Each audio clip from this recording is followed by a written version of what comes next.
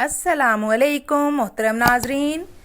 ये वीडियो बनाने का मकसद किसी की दिल आज़ारी करना बिल्कुल भी नहीं है। अगर आपको हमारी वीडियो पसंद आए तो वीडियो को लाइक करके चैनल को सब्सक्राइब लाजमी कर दें और वीडियो को एंड तक लाजमी देखें। एक जहाज़ जो कि अमेरिका से भारत आ रहा था, उस पर एक रूसी, एक अमेरिकी, एक पाकिस्तानी और एक सिख सवार थे। जहाज़ में कुछ खराबी हो गई। पायलट ने ऐलान किया कि तुम में से एक छलांग लगा दे तो बाकी 3 की जान बच सकती है। रूसी उठा, उसने दुआ दी और छलांग लगा दी। थोड़ी देर बाद पायलट ने यही ऐलान किया कि एक और छलांग लगा दे तो बाकी 2 की जान बच सकती है। ये सुनकर अमरीकी ने छलांग लगा दी। कुछ देर बाद पायलट ने फिर यही ऐलान किया कि एक छलांग लगा दे तो 1 की जान बच सकती है। सिख और पाकिस्तानी एक दूसरे का मुंह देखने लगे। इस दफ़ा पाकिस्तानी उठा और बुलंद आवाज़ से नारा लगाते हुए सिख को उठाकर नीचे फेंक दिया।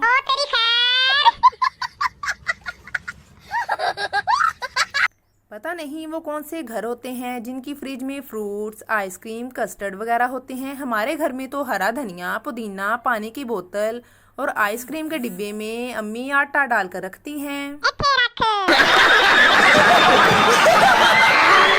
वलीमे के बाद अमीर आदमी हनीमून के लिए निकल जाता है, जबकि गरीब आदमी के पीछे पूरे 6 माह तक टेंटों वाला पड़ा रहता है।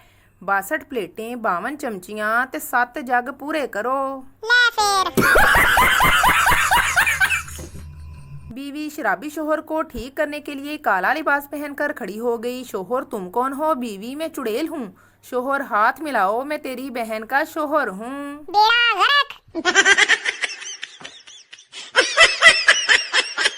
शेख दुकानदार भाई से टूथब्रश देना, मेरे ब्रश का एक बाल टूट गया है।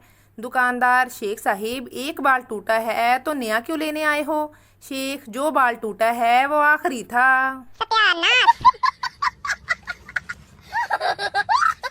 अंग्रेज, हमारे मुल्क में पोस्ट के जरिए वोट डालने की सहूलत है। अमरीकी, हम इतनी तरक्की कर चुके हैं कि मोबाइल मैसेज से ही वोट डाल देते हैं। पाकिस्तानी, हम लोग घर पर ही बैठे रहते हैं और हमारा वोट कोई और कास्ट कर जाता है। ये होती है असल तरक्की। हाय ओए रब्बा।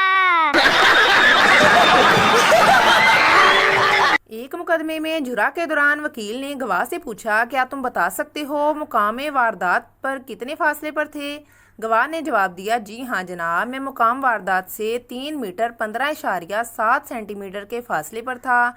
वकील ने हैरत से पूछा, लेकिन तुमने इस कदर सही अंदाज़ा कैसे कायम किया?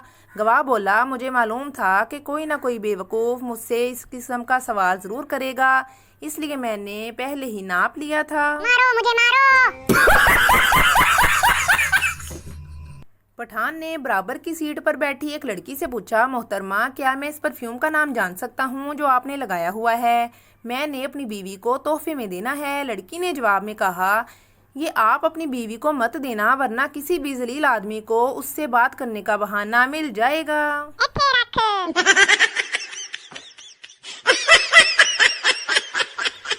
पहलवान की टांग नीली हो गई। हकीम, जहर फैल गया है, काटनी पड़ेगी। टांग मजबूरन काट दी। 3 दिन बाद दूसरी भी नीली हो गई। हकीम, ये भी काटनी पड़ेगी, जहर काफ़ी फैल गया है। अब जनाब पहलवान जी को लकड़ी की टांगें लग गईं। लो जी, फिर 8 दिन बाद लकड़ी की टांगें भी नीली हो गईं। हकीम, अब समझ आई, तुम्हारी धोती का रंग उतरता है, परेशानी की कोई बात नहीं। प्रोग्राम पे बढ़ गया। एक शख्स के 3 बेटे थे, एक इंजीनियर, एक डॉक्टर और एक बैंकर था। शख्स जब मरा, मरते वक्त अपने बेटों को नसीहत की कि उसका हर बेटा उसके मरने के बाद उसकी कब्र में 1 लाख रुपया रखेंगे। जब वो शख्स फोत हो गया तो उसकी वसीयत के मुताबिक उसकी तदफीन के वक्त उसके इंजीनियर बेटे ने 1000 वाला पूरा पैकेट अपने बाप की कब्र पर रखा। उसके बाद डॉक्टर बेटे ने 5000 वाले 20 नोट अपने बाप की कब्र पर रख दिए।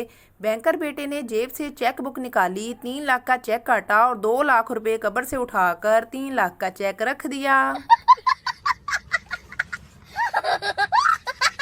एक लड़के की मंगेतर ज्यादा पढ़ी लिखी नहीं थी। एक दिन फोन से लड़के पर कहने लगी, ये प्रोटोकॉल क्या होता है? लड़के ने बहुत समझाया लेकिन वो नहीं समझी। तो लड़के ने आसान करके यूँ समझाया कि देखो, जब हमारी शादी हो जाएगी तो मैं काम पे होऊंगा, जब घर आने का वक्त होगा तो तुम मेरे लिए तैयार होगी, लिपस्टिक लगाओगी, खाना बनाओगी, मेरे कपड़े इस्त्री करोगी, मेरे साथ काम करोगी, अम्मी अब्बू की खिदमत करोगी। तो इसे प्रोटोकॉल कहते हैं। ये सुनकर लड़की ने एक तारीखी जुमला बोला और फ़ोन बंद कर दिया कि ख्वाब तो नहीं देख रहे तुम। हाय ओए रब्बा।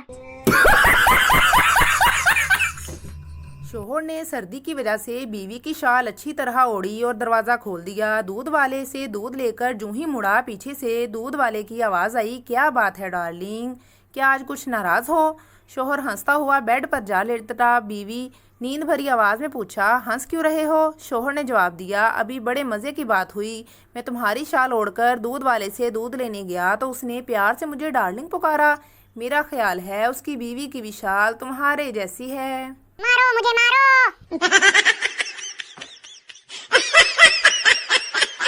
उस्ताद ने जमात के लायक तरीन बच्चे को समझाया कि कल जब ऑफिसर स्कूल का मुआयना करने आए तो वो पूछेगा कि आपको किसने पैदा किया है, तो तुम जवाब देना कि अल्लाह ताला ने पैदा किया है।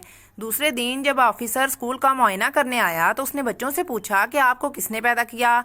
बच्चों की तरफ से कोई जवाब न मिला। जब 2-3 बार पूछने पर भी कोई जवाब नहीं मिला तो एक बच्चा खड़ा होकर बोला, सर जी, जिस बच्चे को अल्लाह ताला ने पैदा किया है वो आज छुट्टी पर है। हाय ओए रब्बा।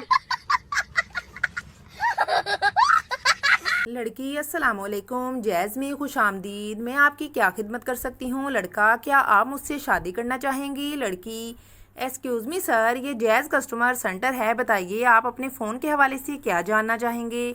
लड़का, नहीं, आप मुझे ये बताएं, आप मुझसे शादी करेंगी? लड़की, सॉरी सर, मैं इंटरसेटेड नहीं हूँ। लड़का, आप हनीमून पर कहाँ जाना पसंद करेंगी? लड़की, सर, आपको समझ नहीं आ रहा, मैं शादी नहीं करना चाहती, आप क्यों गैर ज़रूरी ऑफ़र दे रहे हैं? लड़का, मैडम, अब आपको अंदाज़ा हो गया होगा जब आपकी कंपनी गैर ज़रूरी ऑफ़र्स के SMS करती है तो हमें कितना गुस्सा आता है। प्रोग्राम पे बढ़ गया।